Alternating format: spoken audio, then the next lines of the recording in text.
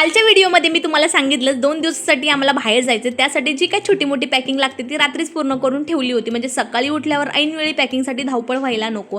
आज कुठे जायचं हे मी तुम्हाला पुढे सांगतेच, पण त्याआधी सकाळी लवकर उठून घरातली सगळी कामं पटपट आवरून घेतली, आंघोळ केली। आंघोळ झाल्यानंतर दोघांनी मस्त नाश्ता त्याच्यासोबत गरमागरम चहा एन्जॉय केला। आता जेव्हा पण आमचे शेट घरी असेल ना तर वीरला रेडी करायची जबाबदारी ही शेटकडेच असते, कारण मी कितीही वीरला रेडी करायचा प्रयत्न केला वीर तेव्हा माझ्याकडे येत नाही। आता शेट वीरला रेडी करत होते तोपर्यंत माझी जी काही छोटी मोठी घरातली सगळीच कामं राहिली होती ती सगळी पटपट आवरून घेतली। आज आहे शिवजयंती, आमच्या सोसायटीमध्ये शिवजयंती थाटामाटामध्ये साजरी केली जाते।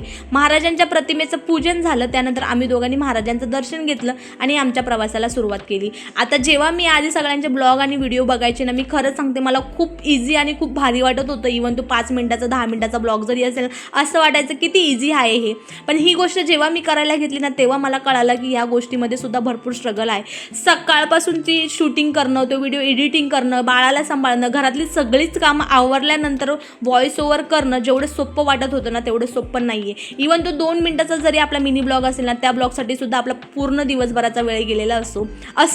आज मी बऱ्याच दिवसानंतर गोरेगावमध्ये आली होती आणि गोरेगाव माझं माहेर आहे हे बऱ्याच जणांना माहिती असेल, बऱ्याच जणांना माहितीही नसेल। जेव्हा पण मी गोरेगावला येते ना शेटसोबत मी माझ्या बालपणीच्या गोष्टी, माझ्या कॉलेजच्या गोष्टी, बऱ्याच गोष्टी मी शेअर करत मी हा प्रवास एन्जॉय करत असतो। आणि खूप दिवसानंतर मी शेटसोबत आणि वीरसोबत गोरेगावला आली होती ना, हा आनंद जरा काही वेगळाच होता। आता गोरेगावला येण्याचं माझं रिझन जरा काही वेगळंच होतं, हे आपल्या येणाऱ्या उद्याच्या ब्लॉगमध्ये तुम्हाला नक्कीच समजेल। गोरेगाव स्टेशनला उतरलो, तिथून रिक्षा मारून घरी जाण्यासाठी निघालो। पुन्हा भेटू आपण उद्याच्या ब्लॉगमध्ये, बाय।